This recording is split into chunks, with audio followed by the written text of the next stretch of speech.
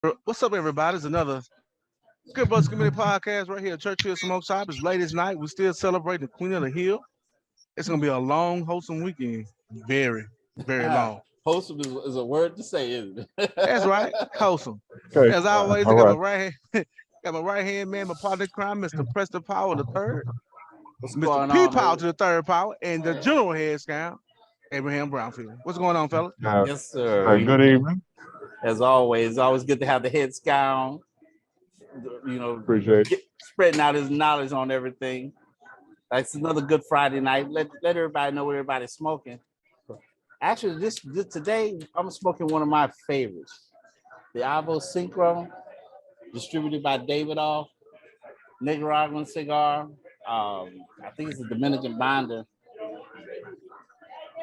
It's one of the ones that everybody got one particular cigar that they fall back on, and that they always look at and they like, hey, this is my cigar, and this is mine right here. Medulla Avo, oblongata, asylum. the Avo Synchro, Medulla oblongata. Ecuadorian, Connecticut wrapper, Dominican binder, Nicaraguan, Peruvian. Something else is in there too. And since it's baseball season, I got the Big Poppy. Big Poppy. Yeah. Oh yeah, that's a good one. Yeah. Commemorating Dave Ortiz. One of my favorite players. That's right. The head scout is a Sox fan. Yeah, Red Sox man. Yeah, that's right. Guys, this week, man, we had talked about a lot of things. One of the things we do around Churchill is if you ever spend any time around the Good Brothers and the corner where the head scouts sit, we have all sorts of conversations. Yesterday we talked about the Supreme Court decision, affirmative action, and what that actually means. But today, man, we want to chop it a little bit up about some of the things that have been going on the internet, and that's dealing with the origins of hip hop. This kind of chaps my hide a little bit. I want to get you brothers' take on it. Because one thing that I've noticed that I'm actually fearful of is that the younger generation, they know so little that they retelling a story, and that we still alive. So we like, well, wait a minute, that's not how that happened. That's not how that works. And that's how I see this whole debate on hip hop. I saw a Chinese girl yesterday, literally went viral because she for some other stuff, but she literally said hip hop is a worldwide culture. And then I saw a black girl in America respond to her saying, no, hip hop comes from Jamaica. I'm like, what the hell is going on here? So, well, The thing about it is, we can always trace origins to different places, but as MC Chan said, in the bridge, hip hop was started in the park. We used to do it after dark. He didn't say a bunch of Jamaicans started doing it after dark.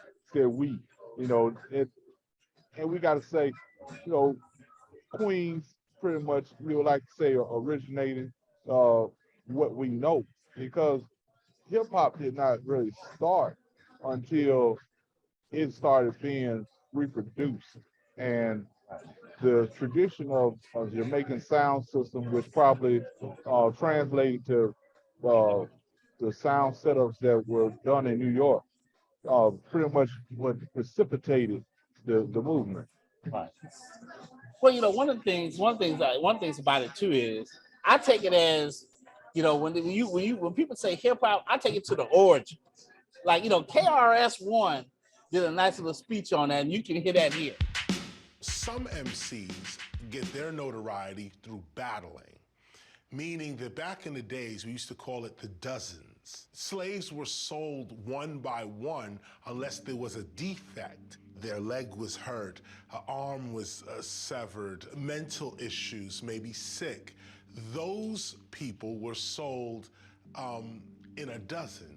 So slaves would start going back and forth with each other saying, well, your head's bigger than your neck, and that makes you a lollipop. Ah, your mother is so this, I could do that. Ah, and everybody would laugh at you, which then eventually became the dozens. So the idea of battling coming out of this tradition called the dozens, where you verbally attack your opponent and your opponent verbally attacks you until somebody breaks down and either wants to fight, cries, whatever it is, or a judge deems the battle won by either opponent.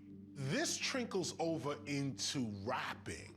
It was Zulu Nation that first brought up the idea of we don't have to shoot at each other or beat on each other or this. We can actually use this tradition of the dozens to actually have verbal warfare through art. Now you heard what he said. I take hip hop back to the dozens. The dozens go all the way back to West Africa when they first brought over the slaves. If you remember, there's a scene in American Gods when before the God of Nancy caused the slave rebellion, and they said they used to sing to each other in the native tongue to let everybody know what was going on. If you saw in the KRS-One video, he talks about that's where battle rap came from. It came from guys at the corner playing the dozens. See, that's why I take it back to the origin. Like, give y'all a little New Orleans history on that. In Congo Square in New Orleans, which is right next to Armstrong Park, that's where the slaves used to gather on their free day. Free day was Sunday, where they let them gather, and that's what they did: play music, cook, and things like that. And the dozens was part of that. That's what I see when I say the origins of hip hop. I'm talking about the origins of where rap and all that comes from. And also KRS-One put out an album called The Blueprint. And the Blueprint, it started in Africa, of course. You got the griots, you got the age-old storytellers. And these people remember stories, in order to pass down to future generations. Look at the sun ain't shining. She went sundress. Yeah. Like wait. Sundress. First of all, the way he bucked his eyes. You're like, ooh. No, so we was there. What make you calling me sunflower, really? You said sunflower. Post Malone. We talk about hip hop. That's another white boy still in hip hop. Hello, everybody. That's Queen of the Hills still celebrating a birthday girl. Welcome to. It's her birthday. Y'all show the queen some love. Oh yeah, man, it's her birthday. Shit, I'm about to fuck it up. You already did. Welcome to the podcast. We love it. We appreciate you. We thank you. Because guess what? If it wasn't for y'all, it wouldn't be no us. There you go. But yeah, Chad, Chad, what's your take on it, man? Because here's my issue. Okay. So before you say something, here's my issue. Jamaicans, Caribbeans, Latinos, they all made great contributions to hip hop. They all made great contributions to hip hop. I'm not denying that. But man, when you get to the point where you start saying they were the creators and founders, well, I have issues with that. I mean, when you look at it, you talk about now, not saying the ethnicities. Like some of these cats are Trinidadians, some of these cats are Haitian, but come on, that's reaching. Right. I don't talk about far reaching, and I don't get it. But hey, who am I? What do I know? But, okay, the thing. Go ahead. So what I want to know is if Jamaicans created hip hop, and we must put it in the proper context. We'll say Jamaican immigrants to America created hip hop, because you cannot trace hip hop back to Jamaica because hip hop did not exist. Damn, that's a good ass point right there. And that's the point I was making right there. Is that, I mean, you got some people who are of the descent, but I mean, you like Abe said, you Bed-Stuy, Brooklyn, Long Island. You know what I'm saying? Well, so, they all point to Kool Herc. And Kool Herc says himself, he took those beats from James Brown. That's why I brought up. See, here's the thing: hip hop is credited starting in New York. I'm not going to argue that point. But the reality is, they were rapping in New Orleans, they were rapping in Mississippi, they were rapping in Alabama, they were rapping in Georgia. I think New York was first to commercialize it to a level. And they were. So that that is what it is. So I mean, look, let's not forget. I mean, we can listen to it right now. The first commercial rap was the Jubilees in 1940. As we already told you, the dozens went back to the slave ships coming over, but the Jubilees in 1940. Right. So it's just it just amazes me how over time, we're older now, as we, and I, smoking and drinking and stuff like that, that this younger generation, they'll take something and run with it. Well, they recreate a narrative that's just not true. I mean, you got people online right now. Because Busta Rhymes, I guess he got into the Hall of Fame or something. You got people arguing right now that Jamaicans created hip hop. That's crazy to me. Like you just said, create narratives that's not really a narrative, but everybody want to be seen, want to be prevalent. The Queen of the Hill again. Watch out now. Well, it's one of those things where there's still enough of us alive that know. Like, for instance, I had these young kids, 19 and 20, talking about Kool Herc. They don't know what Kool Herc look like. Nope. We know what Kool Herc look like. That just blows me away. Watch this. They can't even tell you who the funky 4+1 is. Right. Grandmaster Flash and Furious 5. Right. Half of them today can't even tell you who Africa Bombata is. A Zulu Nation. So, all those things are relevant. But I think Abe, the head scholar, he made the best point. You're talking about you created, but you can't trace it back to none of your music to where you come from, where you say you come from. But we can trace hip hop all the way back to the boat. Right.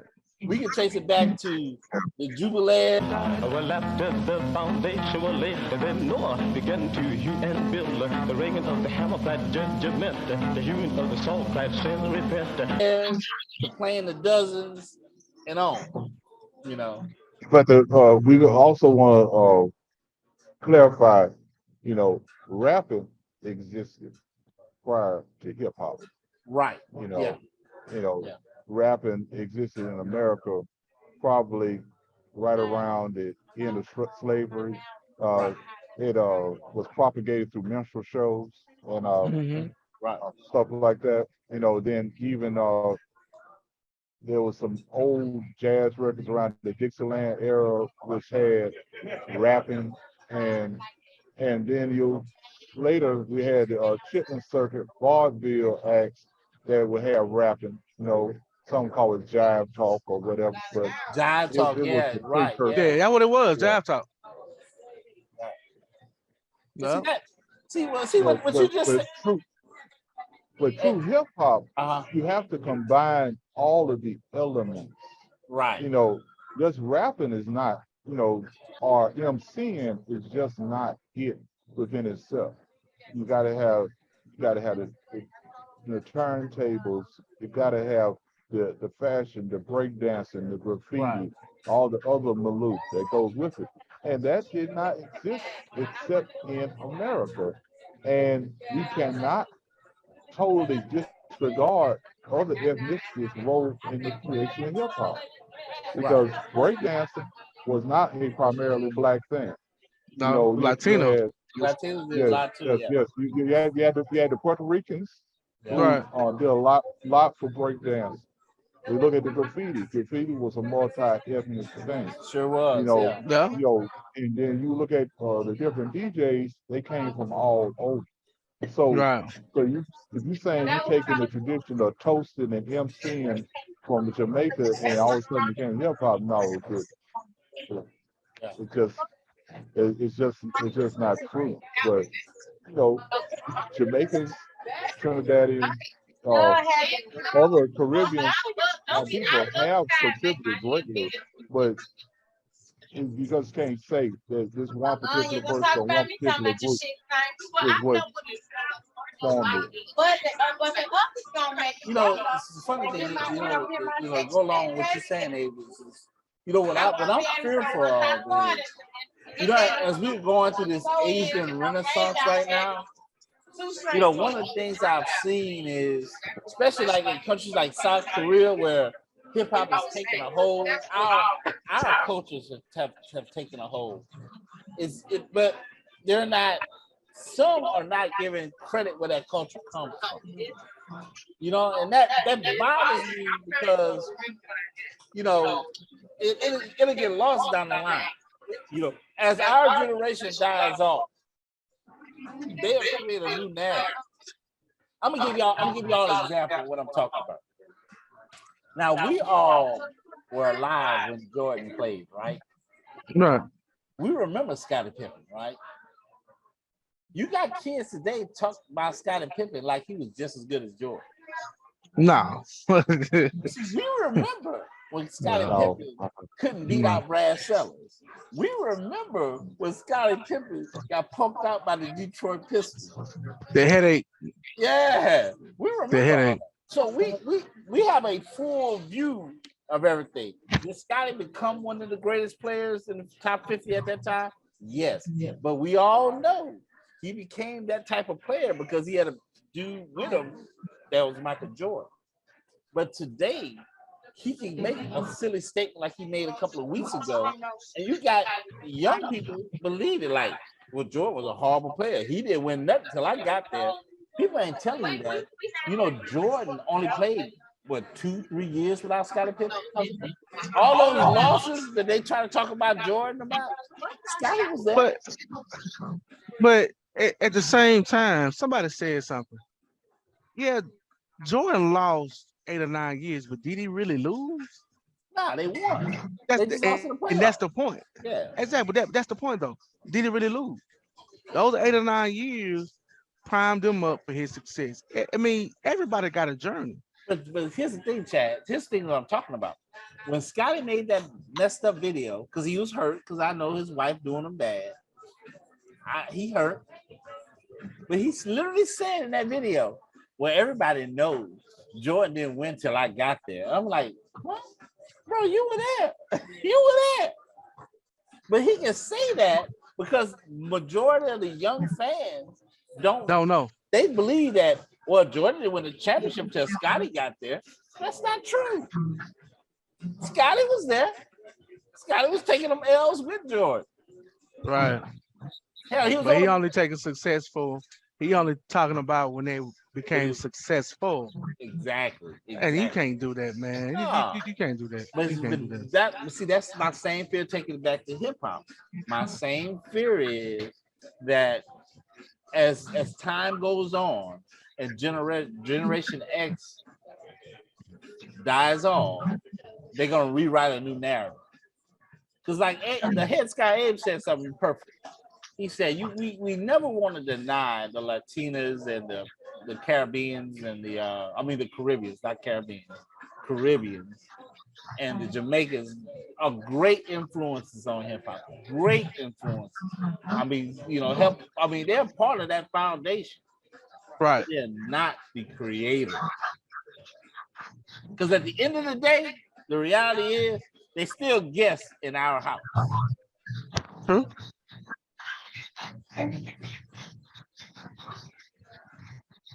But back to Scottie Pippen, no one acknowledged Scottie Pippen as being better than Jordan during that era or after that era until you have you got the media, you got the blogs, and you got the tweets. Because if we remember, Scottie Pippen, he did not even have his own official shoe. Nope. He had the Air Flight 90. I ain't even remember. Matter of fact, I had the shoe. I had Mama had a budget. Air Flight 90, Air Flight 90 solos. And I didn't even know it was supposed to be Scottie Pippen's shoe because there was no advertising. I wore one day. Oh, those are Scottie Pippens. I was like, well, I guess so. I don't know. Whoa. Hey. Watch this. Let me tell you how crazy this is. Ray Allen had his own shoe. Oh, yeah. Oh, see, people don't remember. See, that's a good point, Chad. people remember Ray Allen as big time 3-point shooter, which he is. But when Ray Allen first came in the league, when he played for Milwaukee, He did the monkey swing in your face. Man, He would take Ray you to the Allen rack. was a beast. Wait a minute. I challenge Chris you, youngsters. Webber had his own shoe. I challenge you, youngsters. Go look up highlights of Ray Allen when he first got in the league, playing for the Seattle Supersonics and the Milwaukee Bucks. Yep. And if y'all don't know, you're gonna say, God damn, that's Ray Allen? That was Ray Allen. Ray Allen was a beast. A beast. For real. Yeah, it wasn't about 3-point shooting. He was going there and ramming on you in a heartbeat. Wait a minute. Wait. Watch this. Anthony Hardaway had the pennies. Yeah. And the pennies, the little penny commercials. Right. That was on fire. And by that point, Scottie Pippen was a veteran.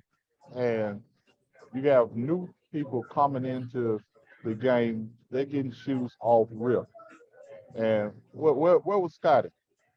You know, he was riding Jordan jockstrap. That's what he was doing. Someone with his head hurt. You know, you got the guys on the team that they ate off of Jordan. Right. You know, and they could not do it without him. So until, you know, somebody showed me, which I know it doesn't exist, but Scottie Pippen really got off without Jordan, you know, show me that, you know, and no other Bulls player would ever say that they were the reason Chicago was successful. They might say, I played a part. Yeah. So Steve Kerr played a part, you know, Paxton played a part, yeah. Kukoc played a part. You got your boy Horace Grant. He played a part. Cliff Levingston, Randy Brown. You know, you got all these guys. They get sloppy seconds, you know, and they look good because they had Jordan. You know, that might be something we want to talk about. You know, I encourage you, get in the comment section, let us know what do y'all think about hip hop and you know, the origins of hip hop. Because one thing is, you know, when we talk on the subject, it just hit me a second ago. It's not just the hip hop thing. There's an issue with the rewriting of history itself.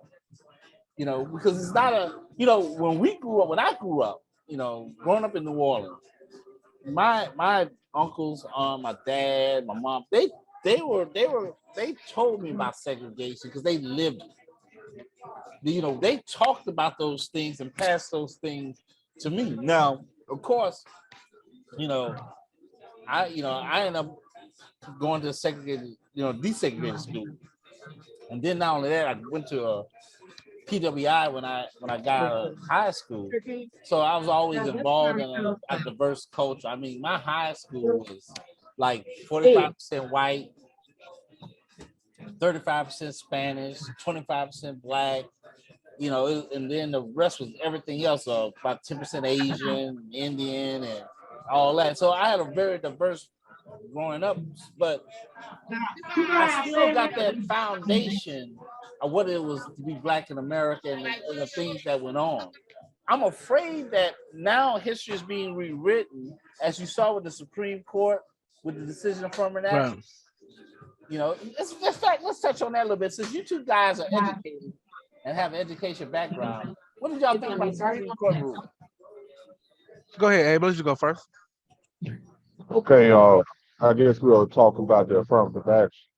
You know, I am torn on the whole thing because I see both sides of it. And affirmative action was put into place to try to right some of the wrongs that was propagated by racist system.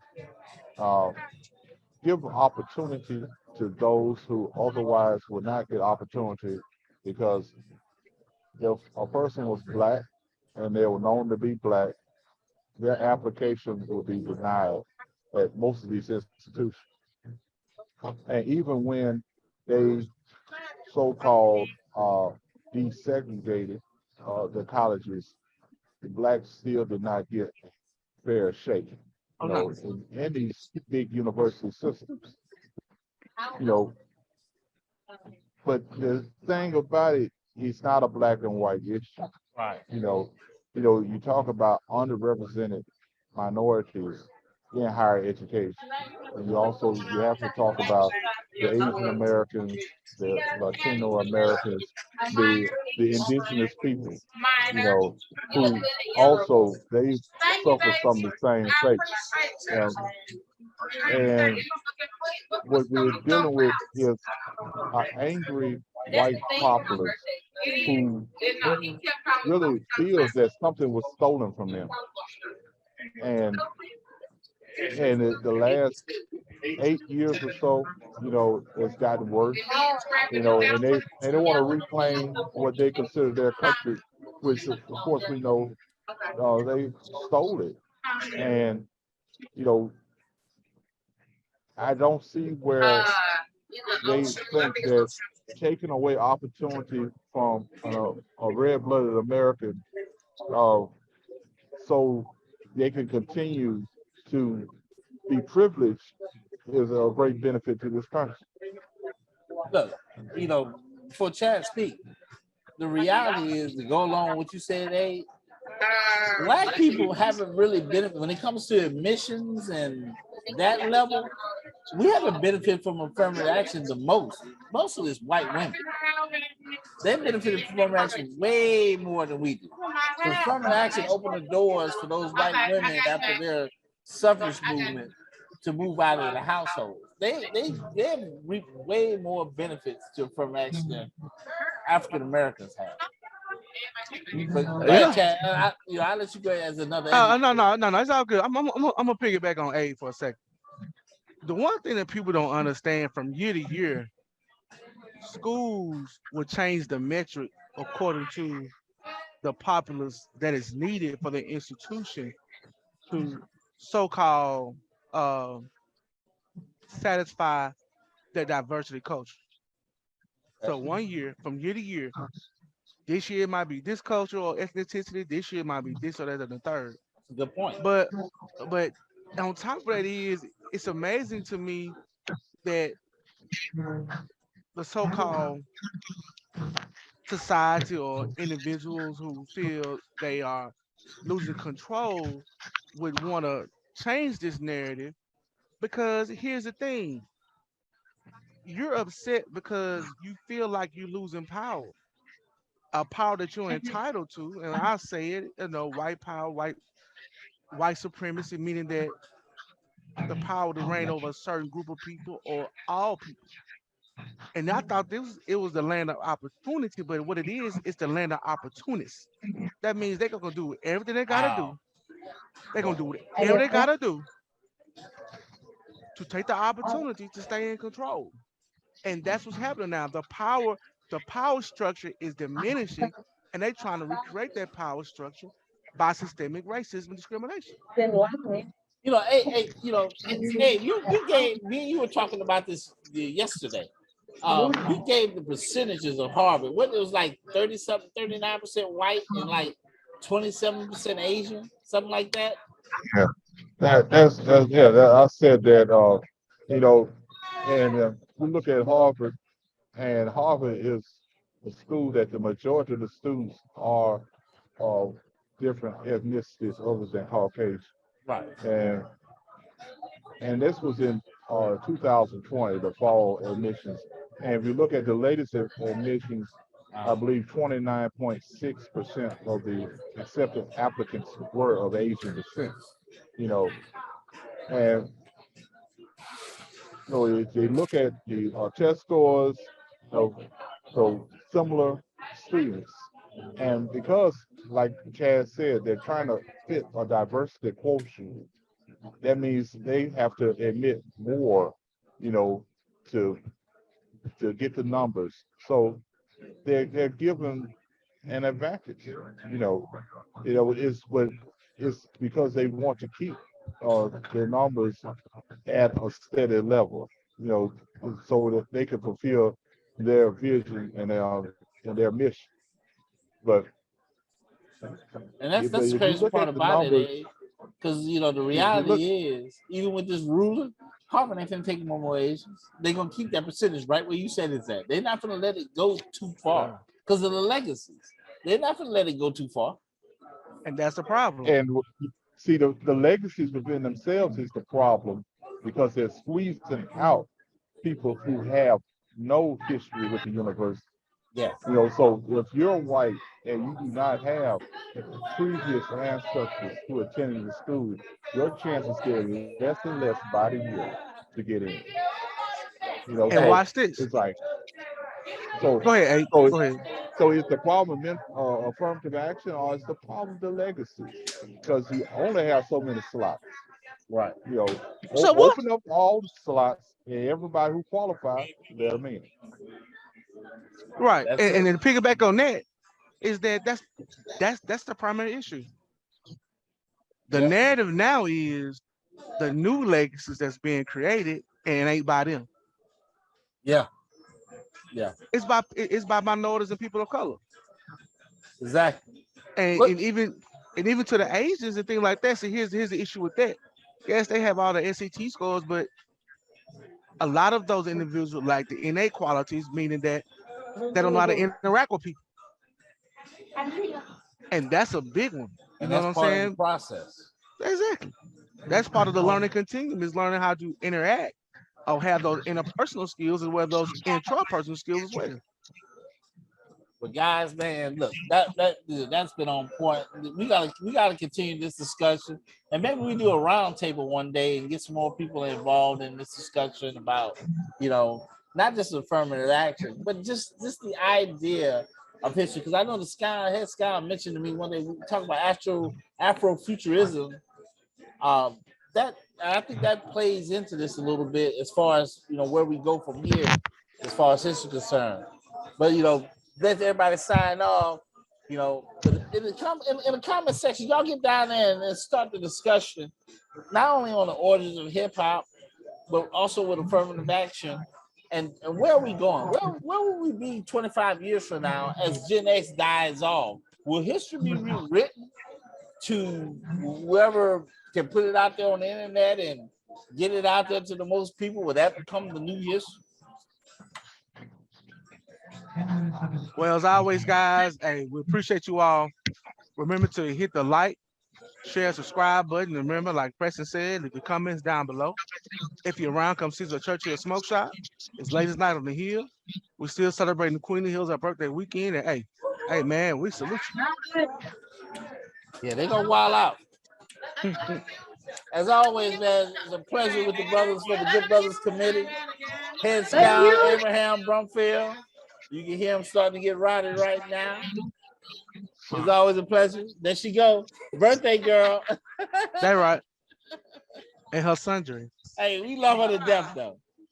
Like nearly call her, Forrest Henderson, from the Jefferson. Come to work and go on break. I don't even do that no more. Though. Oh, stop it.